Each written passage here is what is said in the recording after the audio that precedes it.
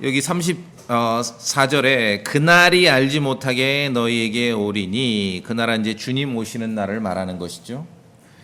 주님 오시는 날에 대해서 무관심하게, 성도들이 무관심하게 만드는 그런 신앙의 위험은, 물론 이제 가짜 복음이 있고, 뭐 가짜 교회도 있고, 가짜 목사도 있고, 가짜 성경도 있고. 자, 그런데 오늘 우리가 이 본문을 통해 보는 것은 우리로 하여금 주님 오시는 날에 대해서 무관심하게 만드는, 그러한 신앙적으로 냉랭하고 아무런 영적인 일에 관심이 없게 만드는 그러한 요소들이 이런 가짜 복음, 가짜 교회, 뭐 가짜 목사, 가짜 성경에만 있는 게 아니라는 거예요. 우리의 마음이 육체에 속한 것이나 육신에 속한 것이나 세상에 속한 것들로 가득 채워질 때, 이 가득 채워진다 하는데 이게 굉장히 중요한 표현입니다. 가득 채워지는데 그냥 그 용량만큼, 예를 들어 우리 마음에 어떤 용량이 있다고 생각할 때 용량만큼 가득 채웠다, 그 말이 아니라 육신에 속한 것이나 세상에 속한 것들로 우리 마음을 채우는데 한도가 없이 너무 채우는 거예요. 그걸 이제 과적한다 그러죠.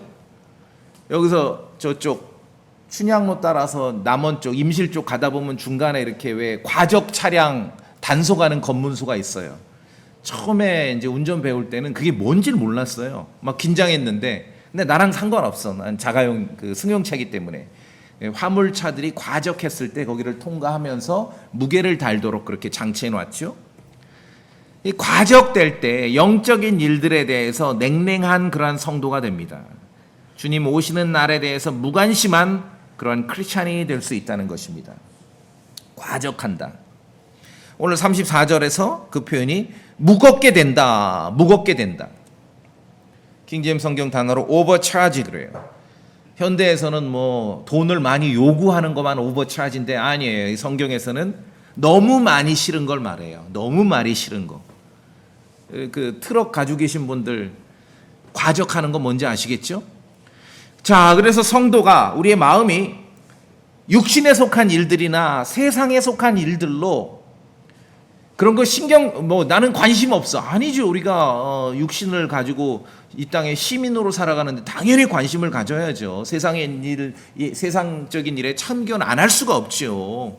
그렇죠. 그런데 그런 일들만 온통 우리 성도의 마음이 채워지고 과적됐어요. 오버차지 된 거예요. 그랬을 때 영적인 위험이 있다는 거예요. 영적인 위험, 위태로움. 너무 싫으면 위험합니다. 영적으로도 마찬가지입니다. 과도하게 싫으면 위험합니다. 과도하게 싫음. 우리의 마음이 모든 것, 세상에 있는 모든 것을 그렇게 다 담을 만큼 우리의 마음이 무한대 용량이 아니에요. 그렇죠? 그래서 우리의 마음, 너 그렇게 마음이 좁냐 이런 말 쓰잖아요. 너무 잘 알고 있어요. 우리가 우리의 마음이 용량이 있어, 용량. 그런데 우리의 마음이 육신에 속한 일이나 세상에 속한 일들로만 가득 채워지고 막 과적이 되면은, 오늘 말씀은 예수님 앞에 서기에 과연 합당한 성도로 그렇게 깨어 있겠냐는 거죠. 그 경고의 말씀을 주시는 겁니다. 자, 여러분이 이제 믿지 않는 친구들이 있어서 마음에 준비하고 전도지를 가지고 복음을 전해요.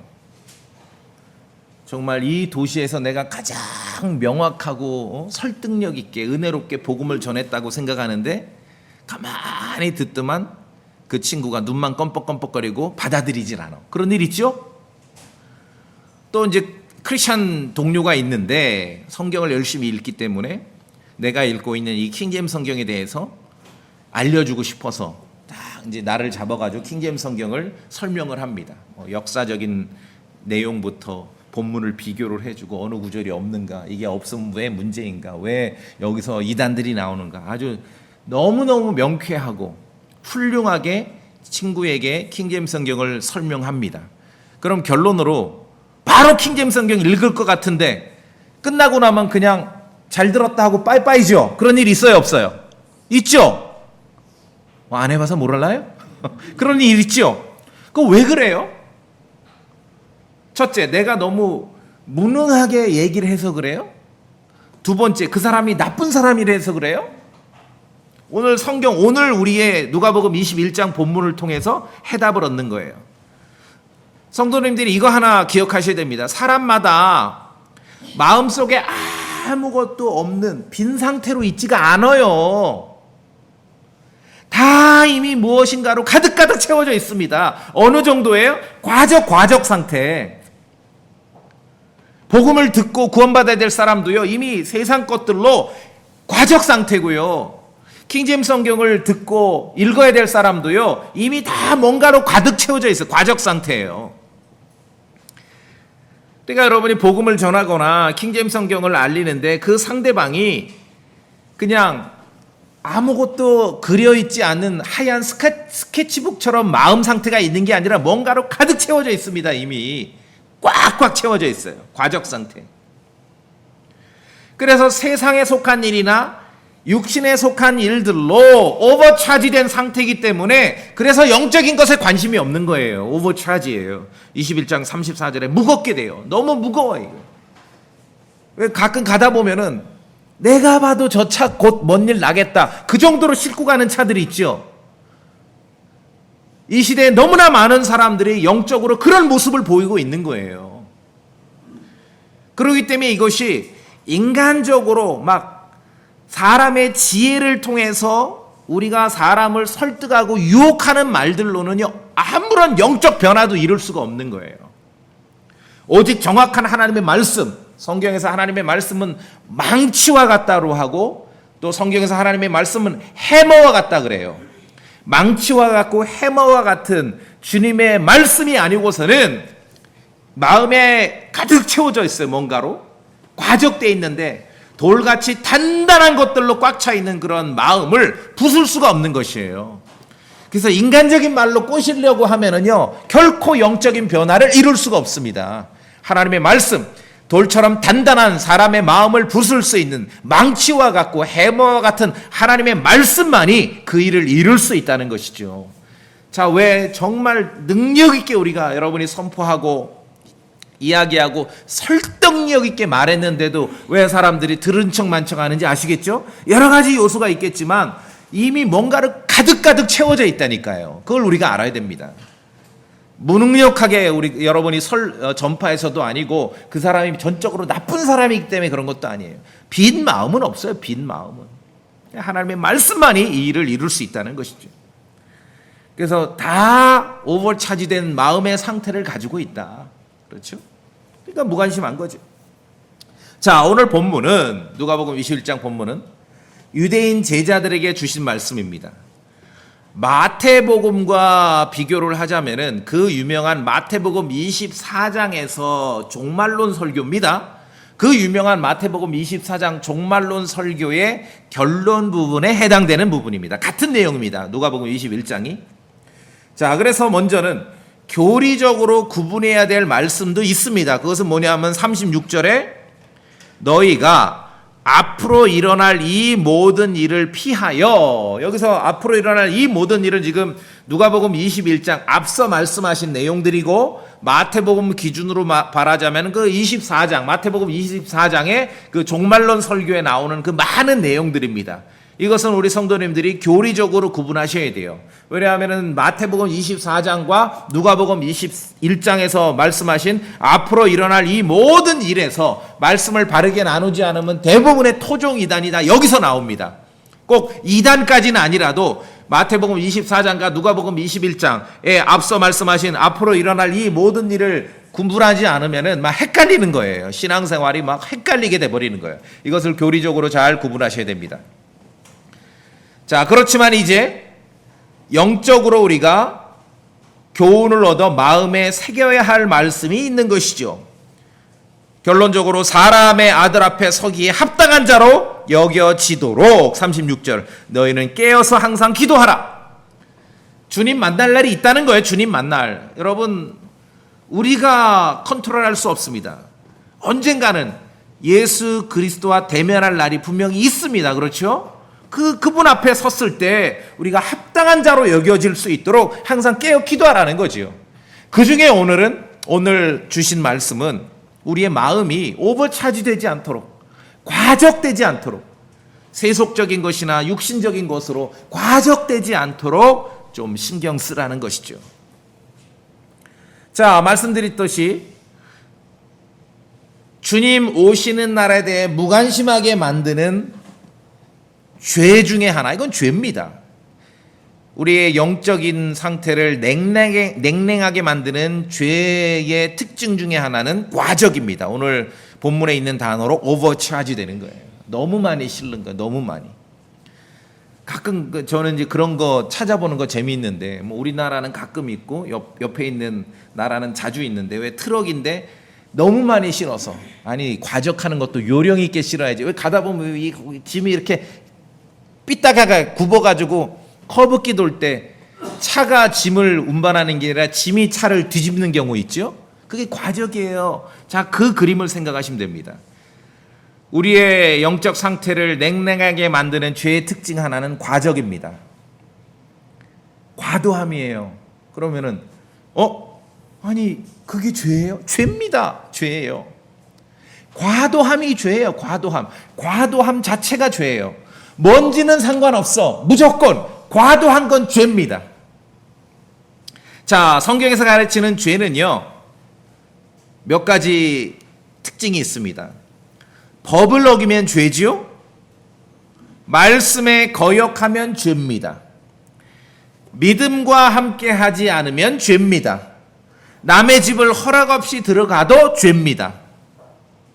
또 육신에 속한 것이 뭐든지 간에, 이게 중요합니다. 뭔지 상관없어요. 이게 중요해요.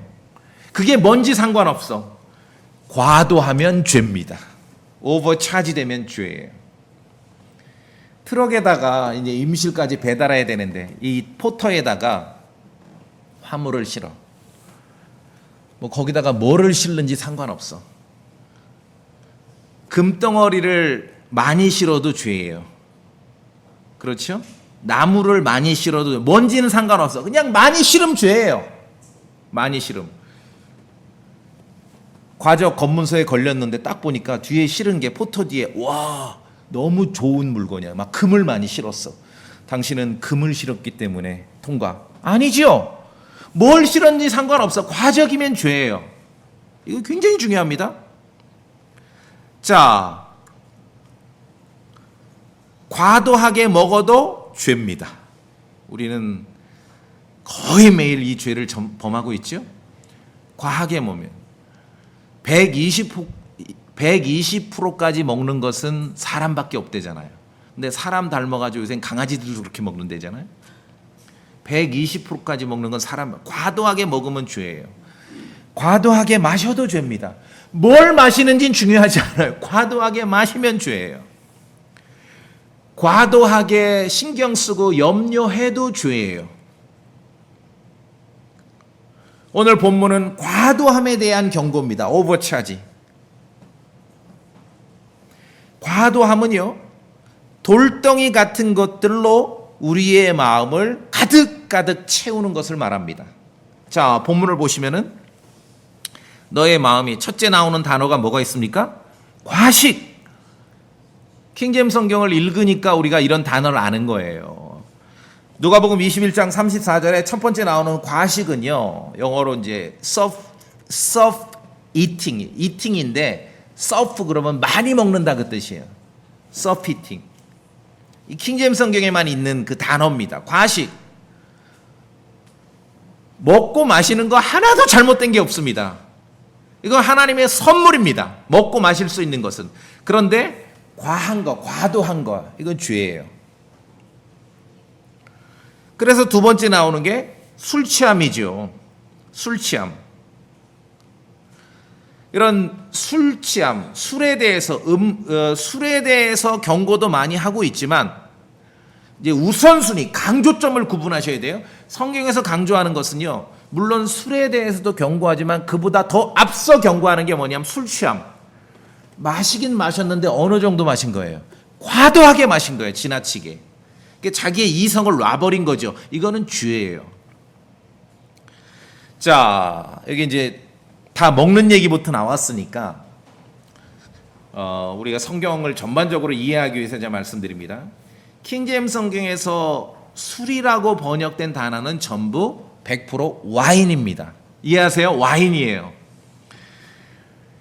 와인은 성경에서 와인은 새로운 와인도 있고 묵은 와인도 있어요. 그런데 이게 참 어려워요. 쉬운 단어인데 쉽지 않아요. 왜냐하면 보세요. 와인인데 그냥 외래어로 와인이라고 성경에 해놓으면 좋을 것 같은데, 그리고 외래어로 많이 쓰잖아요. 근데 와인 하면은 지금 한국 사람에게는 100% 술이에요. 그렇죠? 근데 킹제임스 성경은 그렇지 않거든요. 그게 와인이기 때문에 이것을 애써 막 머리를 싸매서 구분을 하는 거예요. 와인은 두 종류입니다. 문맥을 보면은 새로운 와인도 있고 묵은 와인도 있어요. 새로 짠 와인을 우리가 포도즙이라고 번역했습니다. 생과일 주스. 그 자리에서 짜서 마시는 거예요. 이거는 생과일 주스. 짰는데 마시지 않고 묵혀둬서 발효된 와인을 포도주라고 번역을 했습니다. 포도즙이든 포도주든 킹제임스 성경에는 구분 없이 다 와인이에요. 와인이에요. 이거는 이해하셔야 돼요. 왜냐하면 우리가 이걸 우리말로는 구분해서 선택해야 되기 때문에. 그러나 다 와인으로 돼 있다. 자, 그래서 성경에서는 생과일 주스부터 발효된 것까지 다 와인입니다. 그러니까 알코올 성분이 0%부터 알코올 50%, 60%, 70%까지가 다 와인이에요. 그러면은 고대 사회에서 즉석에서 포도즙을 즉석에서 짜서 마시지 않는 이상은, 짜서 보관하는데 냉장고 없는 시대에 아무리 잘 보관해도 이 과일 음료의 특성은 실온에서 즉각 발효가 시작되죠. 짜는 순간부터 얘는 발효가 시작되는 거예요. 뭐 어떤 것은 0.1% 알코올이 있을 수도 있고, 뭐 1% 알코올이 있을 수 있고, 10% 알코올이 있을 수 있고, 이게 이제 과일 음료의 특징입니다. 새로 짠 와인일 수도 있고, 때로는 묵혀서 발효된 와인일 수도 있습니다. 우리 말로는 이것을 포도즙과 포도주로 구분해서 설명해야 되기 때문에 그렇다는 걸 이해하시지만, 킹제임스 성경에서는 구분 없이 다 와인으로 되어 있다. 그렇게 이해하시면 됩니다. 자, 성경을 읽으실 때 빵과 와인이, 빵과 포도즙이나 빵과 포도주가, 빵과 와인이 같이 나오는 경우가 종종 있습니다. 그럼 너무 영적으로 먼저 보시 말고, 뭐 이게 뭐 주의 만찬이다, 그렇게 맞는 내용도 많이 있지만 그건 두 번째고, 빵과 와인, 빵과 포도즙이든 빵과 포도주가 같이 나올 때는 그냥 고대 사회 그쪽 동네 사람들에게 그 기본 상차림으로 보시면 됩니다. 우리 성도님 이해하시겠습니까? 그냥 기본 상차림이에요.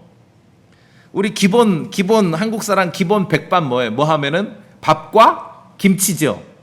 그러니까 빵과 와인, 빵과 포도즙, 빵과 포도주가 나오면은 그냥 우리식으로 이해하면 밥과 김치라고 생각하시면 돼요. 이걸 너무 막 영적으로만 지나치게 볼 필요가 없어요. 이 말씀을 왜 드리냐 하면은 오버차지, 과적이 죄라는 거예요. 과도함이 죄입니다. 그래서 이 과식과 술 취함과 세상 염려, 삶의 염려들이라고 하는데, 여기서 중요한 것은 많이 먹는 게 뭔지가 중요하지가 않아요. 많이 마시는 게 뭔지가 중요하지 않아. 이건 둘째, 셋째 문제예요.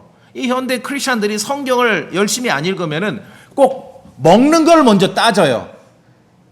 그래가지고 왜 율법하고 은혜를 구분 못하는 그런 교회는요, 여전히 지금 순댓국이나 선짓국 먹으면 큰일 나는 데도 있어요. 먹는 걸 따져요. 여전히 상관없다니까요. 무엇을 먹을지는 둘째, 셋째 문제예요. 뭘 마실지도 둘째, 셋째 문제예요. 뭘 마실지 뭘 먹을지가 중요한 게 아니라 과도한 게 죄라고요. 과도한 그 자체가 죄라고요. 오늘 이것을 아셔야 됩니다. 이 성경을 통해서.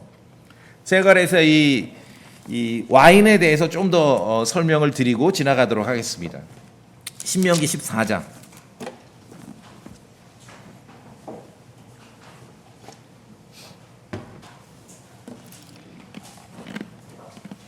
신명기 14장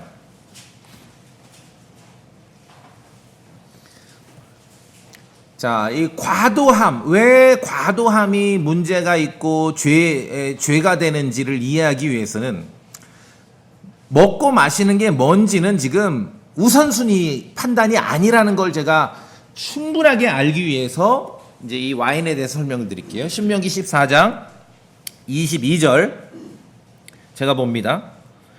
자, 구약의 율법을 철저하게 지키고 11조의 규례를 철저하게 지키는 지금 이스라엘 사람들 심정으로 본문을 따라오셔야 됩니다. 신명기 14장 22절 제가 봅니다. 너는 해마다 밭에서 나는 내 씨의 모든 소출에서 진실하게 11조를 드릴 것이며 주 내 하나님 앞에서 곧 그분께서 자신의 이름을 거기에 두시려고 택하실 곳에서, 예루살렘이죠. 성막이 있고 성전이 있는 곳입니다. 내 곡식과 포도즙과 기름의 11조를 먹고, 이렇게 포도즙 나오면은 킹제임스 성경에 전부 뭐라 그랬어요? 와인이라고 했죠. 기름의 11조를 먹고 내 소떼와 양과 염소떼의 처음 난 것을 먹으며 이로써 주 내 하나님 두려워하기를 항상 배울 것이니라. 자, 그럼 이 상황이 지금 구약의 율법 시대에 있는 유대인들에게는 농사 잘 지어서 소출이 난 것으로 하나님 말씀대로 11조를 드리고 하는 이 일들이, 이 문맥이 굉장히 지금 좋은, 즐거운 상황이죠. 그렇죠? 막 무슨 뭐 죄져서 처벌받는 상황이 아니죠. 즐거운 상황입니다. 자, 그런데 보세요. 24절까지 제봅니다. 주 내 하나님께서 내게 복을 주셨을 때, 지금 막 즐거운 상황이에요. 주 내 하나님께서 자신의 이름을 거기에 두시려고 택하실 곳이 내게서 너무 멀거나 그 길이 내게 너무 길어 내가 그것을 가지고 갈 수 없거든. 너무 멀리 살아 내가 예루살렘으로부터. 그러니까 뭘 끌고 몰고 갈래니까 너무 힘들어. 그랬을 때 어떻게 하는가? 25절 읽어보세요, 성도님들. 신명기 14장 25절. 너는 시작.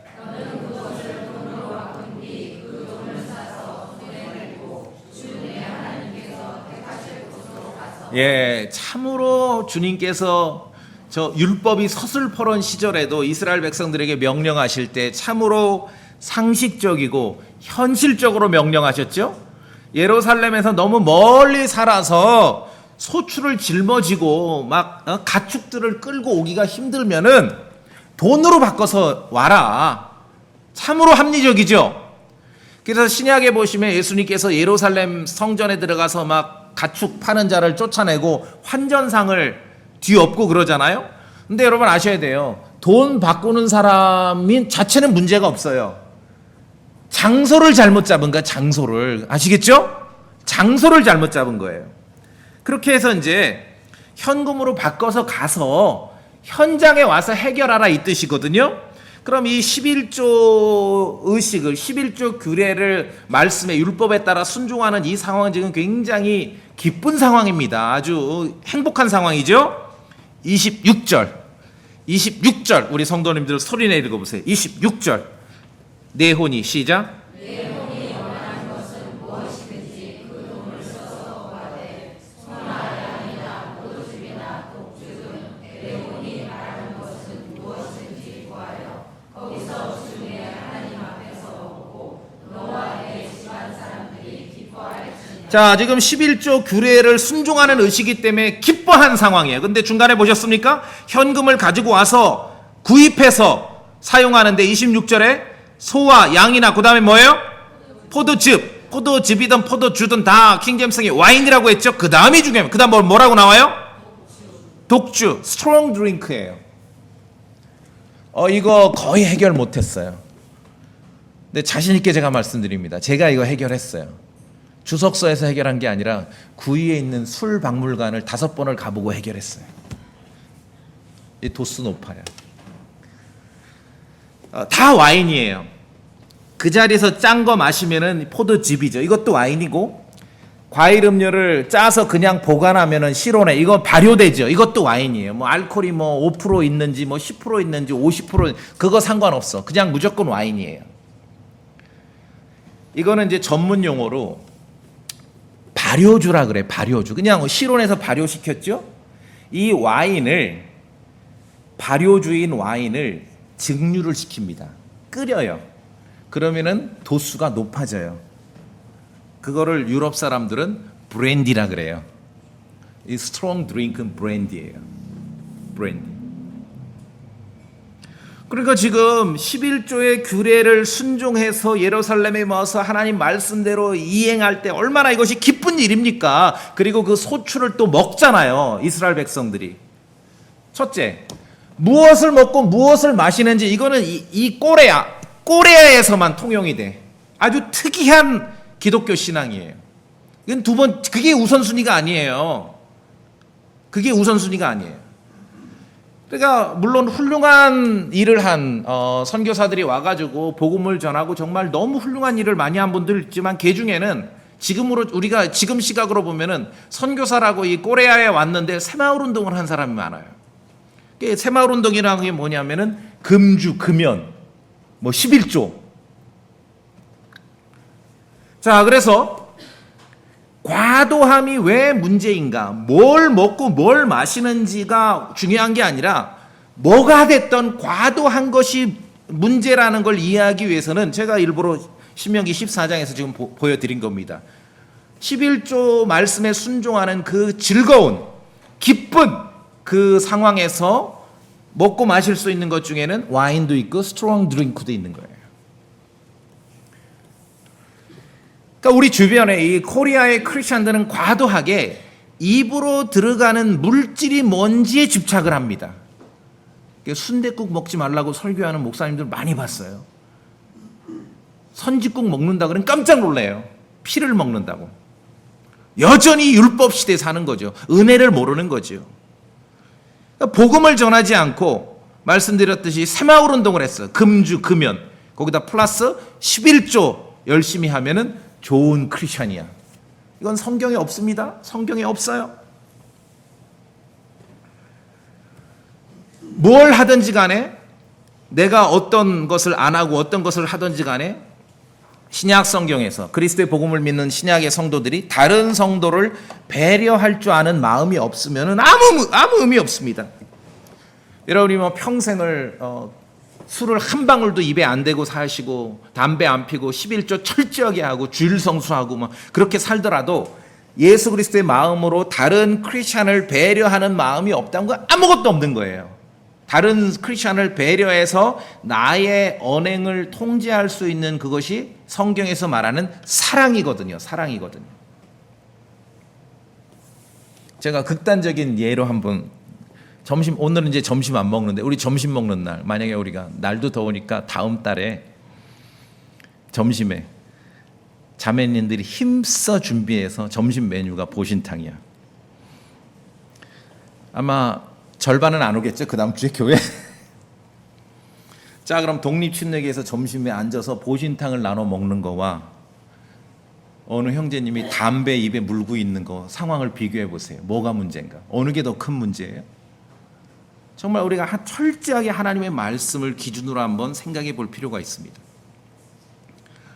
다른 성도를 배려하는 마음이 없으면 아무 의미가 없는 거예요. 아무 의미가 없어.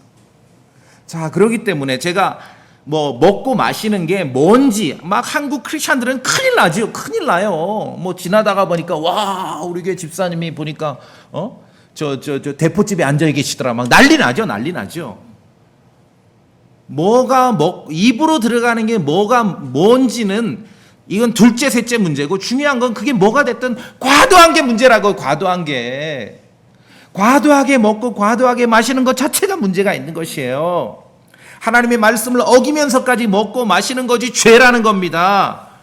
건전한 이성을 상실하기까지 먹고 마시는 게 죄예요. 노아처럼 자기가 과도하게 마시고 나서 벌거벗고 누워 있는데도 전혀 알지 못할 정도로 그렇게 마셨다면 그게 죄라는 거예요. 그게 죄라는 거예요. 어떤 물질이 입으로 들어갔느냐는 둘째 문제입니다. 둘째 문제. 이건 상황을 봐야죠. 상황을 봐야죠. 아무리 건강에 좋아도 강아지 키우는 사람들이 많아진 이때 침례교회에서 점심 메뉴를 보신탕으로 한다는 거 이거는 심각한 얘기죠. 이건 상황의 문제라는 거죠. 다른 성도를 어떻게 배려하느냐의 문제라는 거죠. 성경에서 말하는 절대적인 죄의 기준과 그렇지 않은 것을 구분하실 수 있어야 됩니다.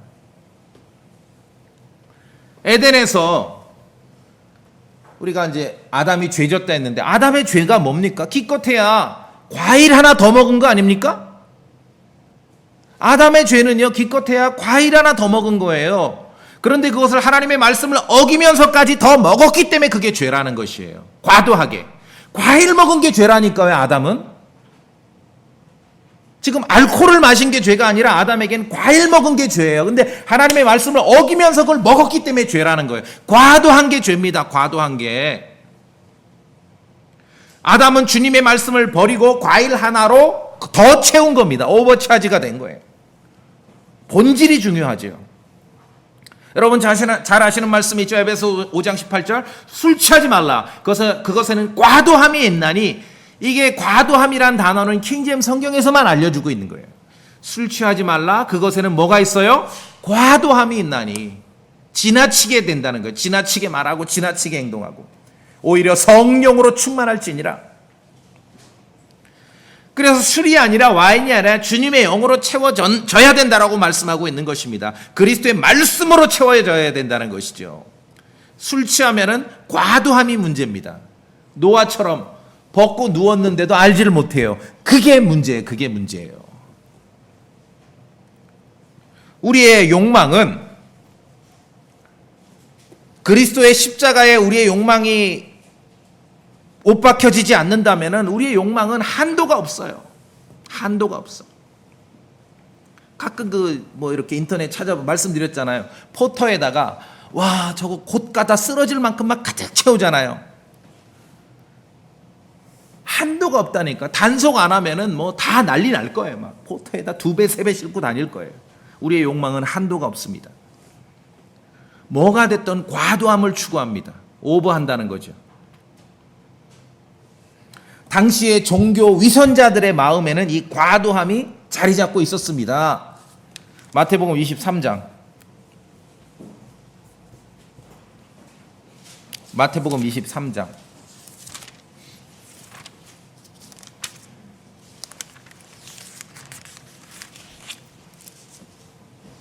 25절.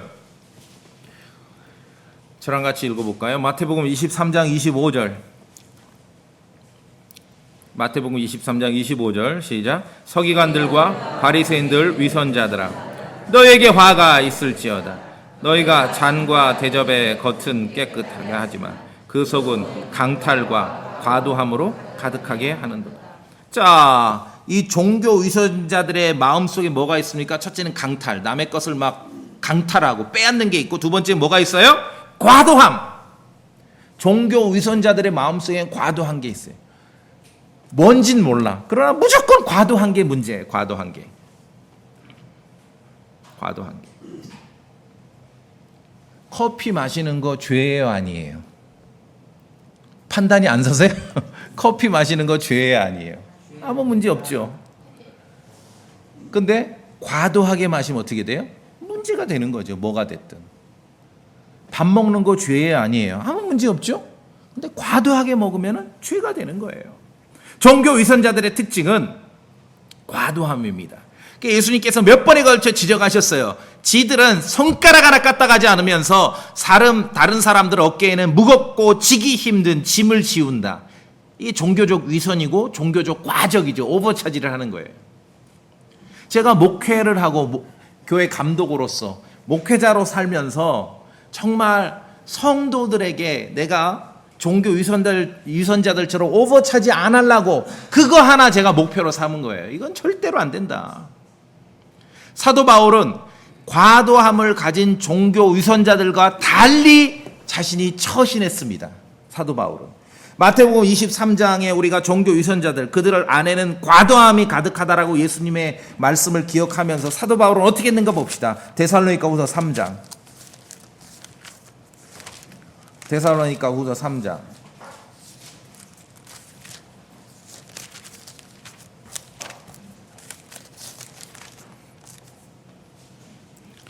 8절입니다. 8절. 제가 볼게요. 데살로니가후서 3장 8절.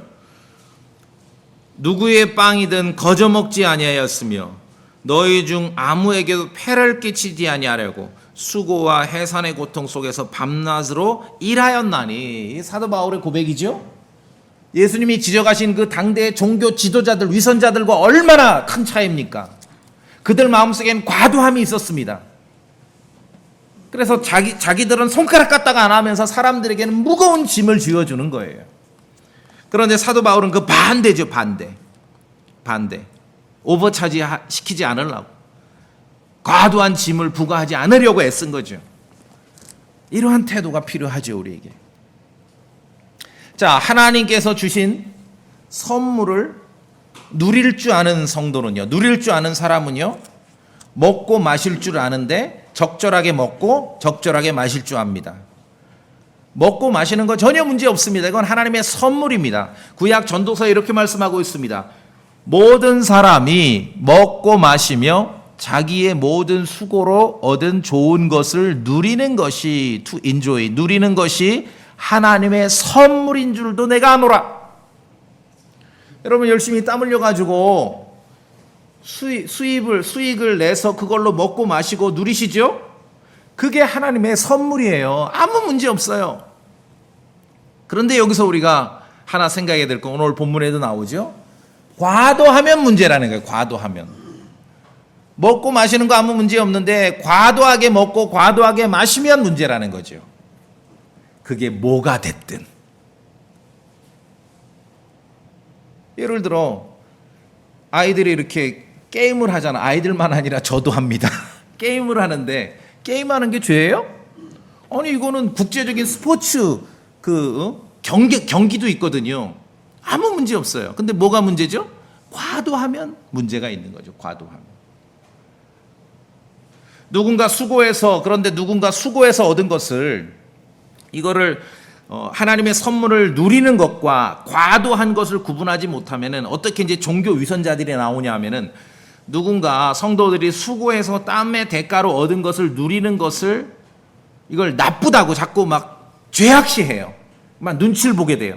아니 내가 벌어서, 내가 땀 흘려서, 내가 수익을 거둬서 그걸 가지고 누리는 건데 이걸 막 죄악시하게 만들어요. 종교 사기꾼들이죠. 자, 우리가 그래서 성령 충만하고 그리스도의 말씀으로 충만하면은 하나님께서 주신 선물을 누리는 것과 과도함을 분별할 수 있게 된다는 겁니다. 이걸 분별하셔야 됩니다. 분별하셔야 돼요. 자, 오늘 우리가 지난주 한 주간 살아가면서 세상의 말과 세상의 소리로 우리의 마음이 가득 채워졌습니다. 그러면은 적어도 예배당에 모여서 이 한 시간만큼은 주님의 말씀으로 우리의 마음을 실는, 주님의 말씀을 채우는 그러한 시간을 가져야 되는 것이죠. 말씀드렸듯이 정말 해머와 같은 그러한 주님의 말씀이 있어야 돌처럼 단단한 우리의 마음도 부수어질 수 있다는 것이죠. 성령 충만해야, 그리스도의 말씀으로 충만해야 하나님께서 주신 선물을 적절하게 누리는 삶과 과도한 삶을 구분하게 된다는 거죠. 이 종교적 위선자들의 특징은 뭡니까? 과도함입니다. 과도함. 그래서 지금도 이런 사람 있는가 모르겠는데, 예수님께서 마태복음에서 지적하신 그 당대에 있었던 종교 위선자들 같은 그런 종교 지도자를 만나면은 교인들이 초죽음이 되는 거예요. 초죽음. 왜? 지들은 손가락 하나 까딱 안 하면서 전부 오버차지 시켜버리는 거예요. 초죽음이 되는 거예요. 초죽음. 그러니까 왜 이렇게 이전에 신앙생활이 힘들었는지 여러분 아시겠죠? 오버차지 시키는 거예요. 교인들에게. 성령 충만해야 과도한 것과 하나님의 선물을 누릴 수 있는 것을 분별할 수 있습니다. 자, 세상 염려라는 게 대부분 뭐 돈 아님 건강 그런 거지 않습니까? 이제 돈 얘기를 해봅시다. 돈은 꼭 필요합니다. 돈은 제가 뭐 11조 하라고 설교를 안 하니까 저 목사님은 돈 없이도 사는 거. 아니요, 저도 돈이 있어야 살아요. 돈은 꼭 필요해요. 우리가 다른 성도를 섬길 때 대부분 돈으로 섬깁니다. 그렇죠? 여러분 돈으로 섬기잖아요. 여러분 무슨 몸을 하나 떼줘서 섬기는 게 아니죠. 다른 목사나 선교사를 도울 때도 대부분 돈으로 돕습니다. 그래서 성경에도 보면 교회가 유무상통할 때 하나님께서 놀라운 약속을 주신 거예요. 우리가 이 부분 한번 봅시다. 빌립보서 4장.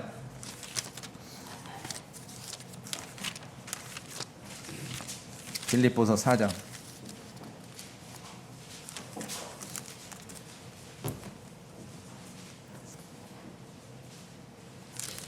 자, 4장 18절에 빌립보 교회에 바울이 썼습니다. 더욱이 내게는 모든 것이 있고 또 풍부하니라. 에바브로 편에 너희가 보낸 것들을 받았으므로 내가 풍족한데 이것은 달콤한 냄새의 향기요 주께서 받으실 만한 희생물이며 하나님을 매우 기쁘게 한 것이니라. 빌립보 교회가 사도 바울을 돕고 후원하고 섬기고 한 것에 대해서 굉장히 지금 아주 긍정적으로 표현하고 있습니다. 이 말씀이 있고 나서 그 유명한 한국 크리스천들에게 굉장히 유명한 빌립보서 4장 19절이 이어지는 겁니다. 자, 빌립보서 4장 19절 오직부터 같이 읽어보겠습니다. 시작. 오직 내 하나님께서 그리스도 예수님을 통해 영광 가운데서 자신의 부유하심에 따라 너의 모든 필요를 공급하시리라. 그래서 19절만 있는 게 아니라 그 앞서 18절이 있다는 것이죠. 교회가 크리스천들이 서로 주고받을 때, 유무상통할 때 하나님께서는 지상에서 이루어지는 그 일에 대해서 놀라운 약속을 주신 것이에요. 이 말씀은 크리스천 삶, 교회 삶에도 돈이 필요해요. 자, 그런데 돈이 필요한데 그 돈에 대한 마음이 과도하여 돈을 사랑하게 되면은 성경에서 뭐라고 기록되어 있냐면은 믿음에서 떠나게 된다. 그렇게 말씀하고 있어요. 뭐 제가 특정하지는 않습니다. 뭐 누구누구를 뭐 확인해서 그런 건 아니지만 앞뒤를 재봐도 아무 문제 없어. 신앙생활을 안 하거나 교회 생활 안 해야 될 문제가 없어요. 우리가 확인한 거로 알 수 없어. 근데 신앙생활을 포기하거나 신앙생활을 중단해. 그럼 여러 가지 이유가 있겠지만 말씀에 나와 있거든요. 돈에 대한 마음이 과도해져서 돈을 사랑해. 돈을 사랑함이 모든 악의 뿌리라고 했어요. 돈을 사랑하면 돈을 사랑하는 걸로 그치는 게 아니라 믿음에서 떠난다고 기록하고 있어요. 믿음에서 떠난다고. 그래서 결국은 스스로 괴로운 지경에 빠진다라고 디모데전서 6장에서 말씀하고 있는 것입니다. 이와 같습니다. 꼭 필요하지만 하나님의 선물을 누릴 줄 아는 것과 과도함을 구분할 수 있어야 되는데 어떻게 구분합니까? 성령 충만해야, 그리스도의 말씀으로 충만해야 이것이 구분되는 것입니다. 자, 또 21절에 나오듯이 삶의 염려가 과도하면 하나님의 말씀을 들어도 그 말씀이 마음에서 자라나질 못합니다. 왜? 이미 삶의 염려로 꽉 들어차 있기 때문에 그렇습니다. 예수님 설교하신 내용 제가 하나 읽어드릴까요?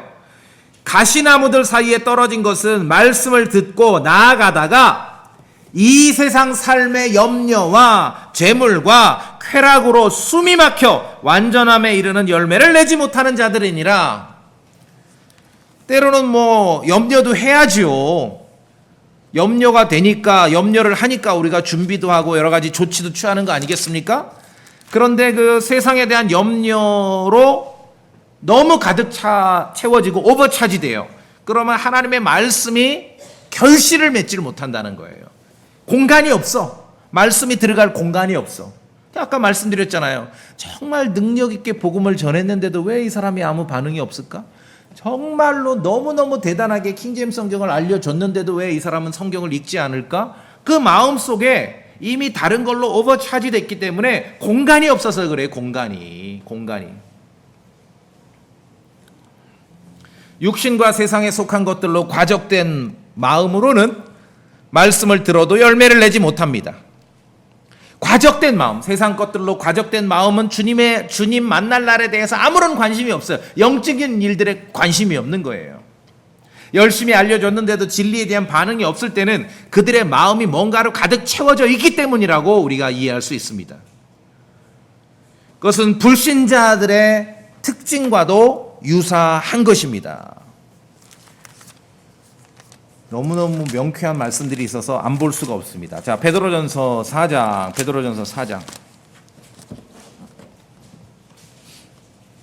베드로전서 4장.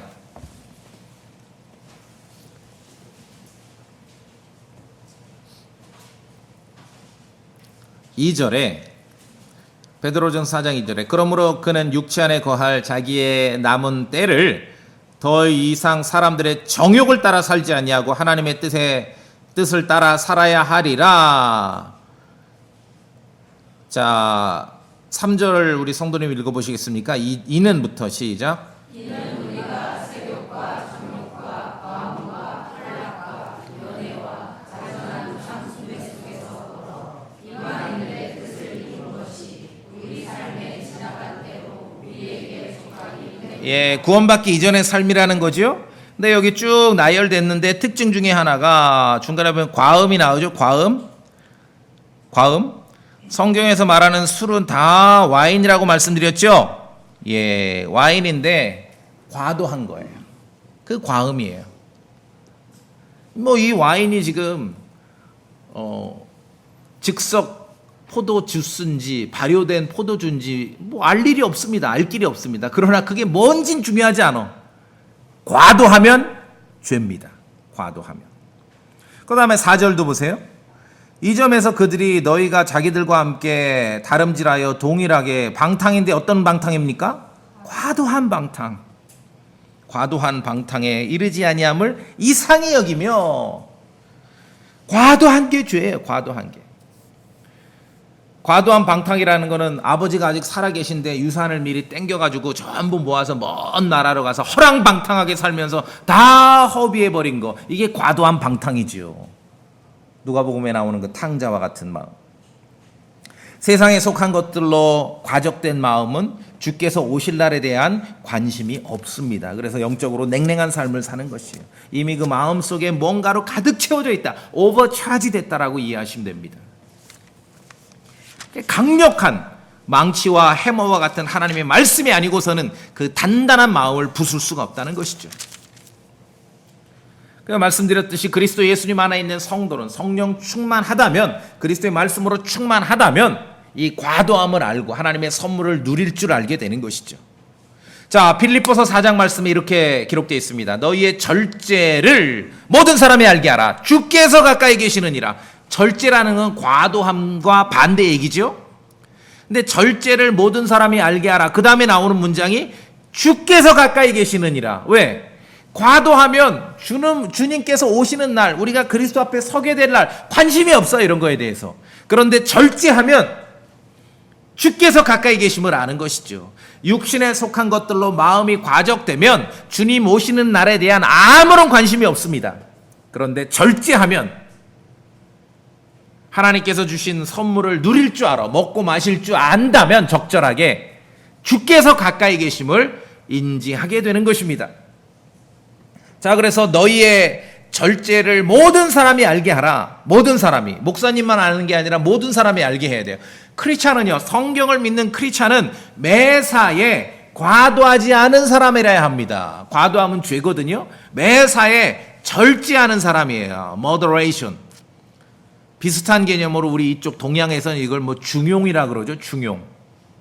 크리스찬, 성경을 믿는 크리스찬은 인생의 모든 일에 매사에 극단적이지 않고 절제하며 적절하게 처신할 수 있어야 됩니다.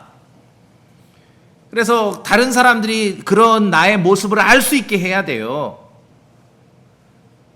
과도함과 반대가 절제입니다. 절제. 과도함도 다 드러나지만 성도의 절제도 사람들로 하여금 알게 하라는 것이에요. 빌립보서 4장 말씀에. 우리의 타고난 본성, 육신은 과도하게 행동하고 과도하게 말하려고 하지만 우리의 그리스도 안에 있는 우리의 믿음은 절제하게 만드는 겁니다. 절제하게. 성령 충만하고 말씀으로 충만하면. 그래서 성도들은 우리가 이제 구원받고 킹제임스 성경을 알고 막 성경 공부하면 아는 게 막 늘어나잖아요. 여러분 그렇지 않습니까? 킹제임스 성경으로 성경을 알고 공부하게 되면 머리가 무거워지는 것 같아. 너무 많이 아는 것 같아. 근데 내가 아는 걸 막 말하고 싶죠. 잘 설명하고 전하는 거 아무 문제 없습니다. 그러나 한편으로는 우리가 아는 것을 말할 때도 절제할 줄 알아야 됩니다. 베드로 후서 1장 말씀에 너희의 믿음의 덕의 지식을, 구원받고 났으면 지식을 쌓아가야 됩니다. 건전한 교리로. 근데 덕의 지식 다음에 지식의 절제를. 가장 절제가 필요한 항목 중에 하나가 지식입니다. 내가 아는 것을 이야기하는 거예요. 자기가 아는 것을 다 이야기하는 사람을 성경에서 뭐라고 하는지 아세요? 전문 용어로? 잠언에서 내가 아는 걸 막 다 말해. 성경에서 그런 사람을 바보라 그래요. 내가 아는 것을 다른 사람에게 막 가르쳐주고 싶을 때 더욱더 성령 충만해야 됩니다. 아는 것을 다 쏟아내려고 하는 사람을 바보라 그래. 성경에서 어리석은 사람. 잠언 29장 말씀에 어리석은 자는 자기 생각을 모두 말하나 그렇게 돼 있어요. 절제할 줄 알아야 돼요. 생각을 말하고 표현할 때도 절제할 줄 알아야 돼요. 다른 사람을 속이라는 얘기가 아니라 과도하지 말라는 것이죠. 과도한 거는 먹고 마시는 것도 과도하면 죄입니다. 말하는 것도 과도하면 죄예요. 아니 꼭 신앙생활이 아니라 크리스찬이 아니라도 과도하게 말하는 사람하고 여러분 또 만나고 싶어요? 싫잖아요.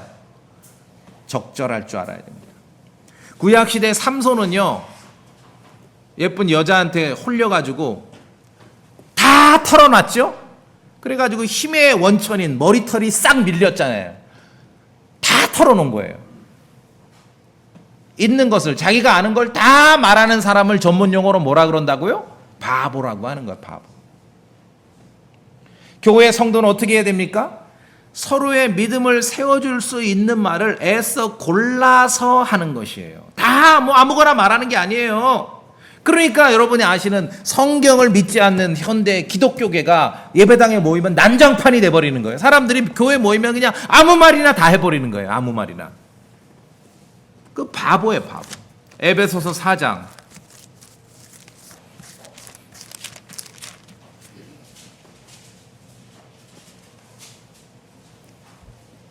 에베소서 4장 29절.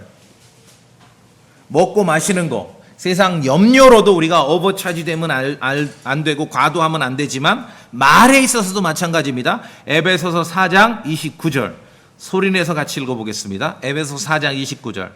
시작. 부패한 대화는 결코 너희 입 밖으로 내지 말고 오히려 세워주는 일에 쓸 좋은 것만을 말하여 그것이 듣는 자들에게 은혜를 끼치게 하라. 교회에서는 이렇게 연습하는 거예요. 그렇죠? 다른 사람들이 내 말을 들었을 때 믿음이 세워질 수 있는 말을 골라서 하는 게 교회예요. 여기서 연습하는 거예요. 아니, 밖에 나가면 막 얘기하시잖아요. 그래, 성도가 정말 연습하는 거예요. 내 말을 듣고 다른 사람이 믿음이 세워질 수 있는 그런 말을 애써 골라 하는 거예요. 이게 안 되면은요, 저 어렸을 때 경험했듯이 예배당에 교회가 모이면 난장판이 돼버리니까 그냥 막 얘기하고 함부로 얘기하고. 세워주는 일에 쓸 좋은 것만, edifying, 믿음을 세워주는, edify죠. 세워주는 일에 쓸 좋은 것만을 말하여 듣는 자들에게 은혜를 끼치게 하라. 은혜를 끼치게 하라. 이거 뭐냐면 내 말이 상대방에게 선물이 되어야 해요. 선물이. 폭력이 되면 안 되고요.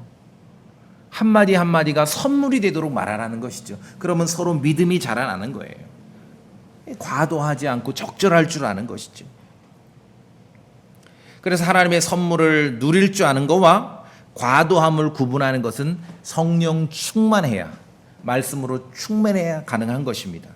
술과 와인으로 충만하는 것이 아니라 성령 충만해야 됩니다. 지식에 있어서도 과도하면 안 되는 거죠. 과도하게 말하면 듣는 사람이 불편해요. 또 안 만나니까요, 그 사람. 과도함이 없이 적절할 때, 다른 사람의 믿음을 세워줄 수 있는 말을 애써 골라 할 때 다른 사람들이 나와 함께 있는 것, 나와 함께 대화하는 것을 편안하게 생각하는 거예요.